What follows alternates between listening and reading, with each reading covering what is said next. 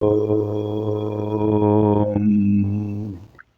శ్రీ గురుభ్యో నమః. నారాయణం నమస్కృత్య నరం చైవ నరోత్తమం దేవీం సరస్వతీం వ్యాసం తతో జయముదీరయేత్. ఆదౌ దేవకి దేవి గర్భజననం గోపీగృహే వర్ధనం మాయాపూతన జీవితాపహరణం గోవర్ధనోద్ధారణం కంసచ్ఛేదన కౌరవాదిహననం కుంతీసుతాన్ పాలనం ఏతద్భాగవతం పురాణకథితం శ్రీకృష్ణలీలామృతం. ఓం క్లీం శ్రీకృష్ణాయ గోవిందాయ గోపీజనవల్లభాయ నమః. ఓం క్లీం శ్రీకృష్ణాయ గోవిందాయ గోపీజనవల్లభాయ నమః. ఓం క్లీం శ్రీకృష్ణాయ గోవిందాయ గోపీజనవల్లభాయ నమః. ఓం క్లీం శ్రీకృష్ణాయ గోవిందాయ గోపీజనవల్లభాయ నమః. ఓం క్లీం శ్రీకృష్ణాయ గోవిందాయ గోపీజనవల్లభాయ నమః. ఓం క్లీం శ్రీకృష్ణాయ గోవిందాయ గోపీజనవల్లభాయ నమః. ఓం క్లీం శ్రీకృష్ణాయ గోవిందాయ గోపీజనవల్లభాయ నమః. ఓం క్లీం శ్రీకృష్ణాయ గోవిందాయ గోపీజనవల్లభాయ నమః. ఓం క్లీం శ్రీకృష్ణాయ గోవిందాయ గోపీజనవల్లభాయ నమః. ఓం క్లీం శ్రీకృష్ణాయ గోవిందాయ గోపీజనవల్లభాయ నమః. ఓం క్లీం శ్రీకృష్ణాయ గోవిందాయ గోపీజనవల్లభాయ నమః. శ్రీమద్భాగవత మహాపురాणे तृतीय स्कन्धे इदानीं షడ్వింశతితమాధ్యాయే ప్రవేశామः. తృతీయ స్కంధం 26వ అధ్యాయంలో ప్రవేశిస్తున్నాం. కపిల మహర్షి తన తల్లిగారు దేవహూతి తన మాతృదేవతకు అద్భుతమైన ఆత్మజ్ఞానాన్ని ఉపదేశిస్తున్నారు. పరతత్వం అంటే ఏమిటి, సృష్టి ఏ విధంగా జరిగింది, మనోబుద్ధి చిత్త అహంకారాలు, సత్వరజస్తమ గుణాలు, ఈ విశేషాలను కూడా తెలియజేస్తున్నారు. సత్వం రజస్తమయితి గుణా ప్రకృతి సంభవా నిబధ్నంతి మహాబాహో దేహే దేహినమవ్యయం.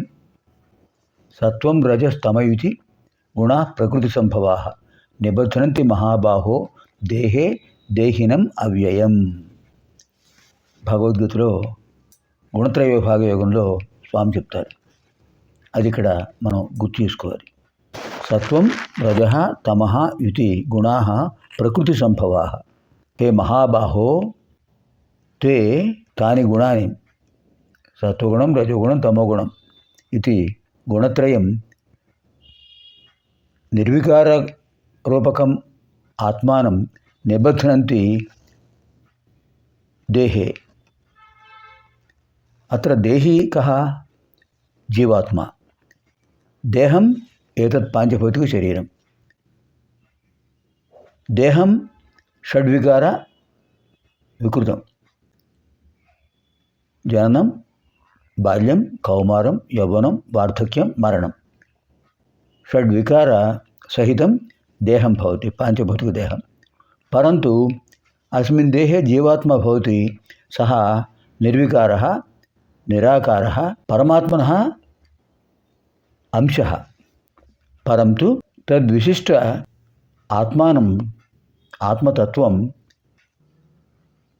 నిబధ్నంతి గుణత్రయం. గుణత్రయం నిబధ్నాతి.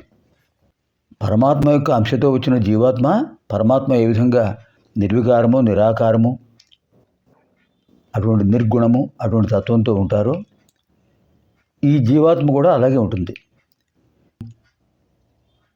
అధిపతి అగ్ని, ఘ్రాణశక్తికి వాయువు, చక్షువులకు సూర్యుడు, శ్రోత్రములకు దిక్కులు, చర్మమునకు పృథ్వీ, వీళ్ళు అధిదేవతలు. మనసుకు చంద్రుడు చెప్పుకున్నాం కదా, హృదయానికి బృహస్పతి, చిత్తమునకు క్షేత్రజ్ఞుడు, అహంకారమునకు రుద్రుడు.